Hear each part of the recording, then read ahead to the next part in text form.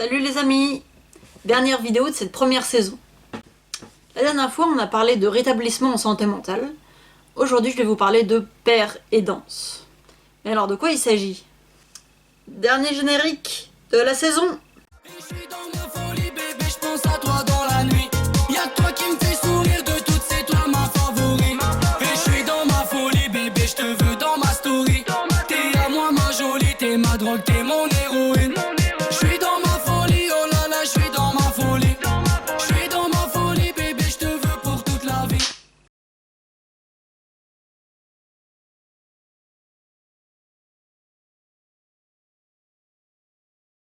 La père aidance, il s'agit d'une pratique, formelle ou informelle, bénévole ou salarié, dans laquelle un père aidant, donc, qui lui est un ancien patient rétabli, et un père aidé, qui est un patient qui est encore dans une phase de crise ou une phase aiguë de la maladie.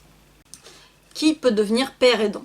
Comme je l'ai dit dans ma précédente vidéo, le rétablissement est un processus par lequel on se réapproprie sa vie, on accepte ses limites et on développe son potentiel. Il peut s'agir de bénévolat, de salariat. On peut exercer dans les hôpitaux psychiatriques, dans des cliniques privées psychiatriques, même en cabinet. J'ai découvert ça il n'y a pas longtemps, même en cabinet c'est possible.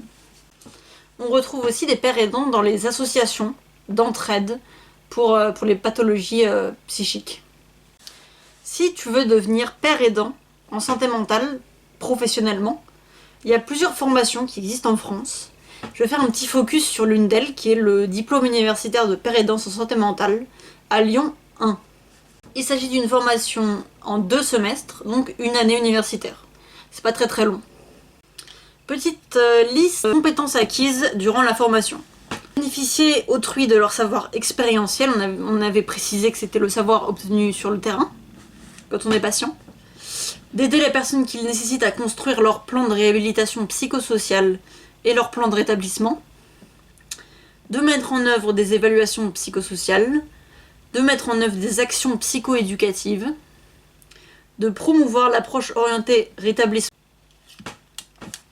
L'idée, vraiment, c'est de faire intervenir les connaissances expérientielles, ainsi que des connaissances théoriques qu'on aura acquises durant la formation et avec des lectures, des rencontres, voilà. La notion de père aidant, et en fait, c'est une personne qui vraiment personnifie l'espoir. C'est-à-dire, c'est la preuve, en chair et en os, que le rétablissement est possible.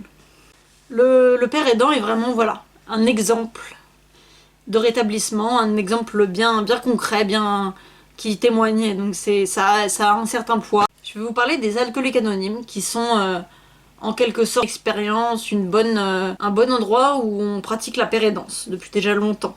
Si vous ne connaissez pas les alcooliques anonymes, les AA, et que vous avez un problème d'addiction à l'alcool, ça peut être une bonne idée, parce que c'est un exemple d'entraide entre des personnes qui ont connu ou connaissent le même problème d'addiction à l'alcool. Autre idée de la père aidance, on peut faire à travers des créations artistiques, des livres, des films, des peintures, tout ce que vous voulez, transmettre l'idée du rétablissement, l'espoir, l'envie de se battre entre guillemets pour s'en sortir.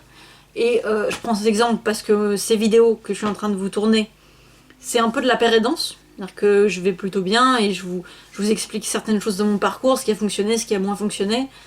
Donc voilà, la père aidance peut prendre beaucoup de formes. Voilà, j'espère avoir répondu à quelques-unes de vos questions. Et cette saison 1 de Parlons peu, parlons psy s'achève. Au fait, pour ceux qui se posent la question, j'ai entrecoupé mes vidéos d'images choisies de Nabila.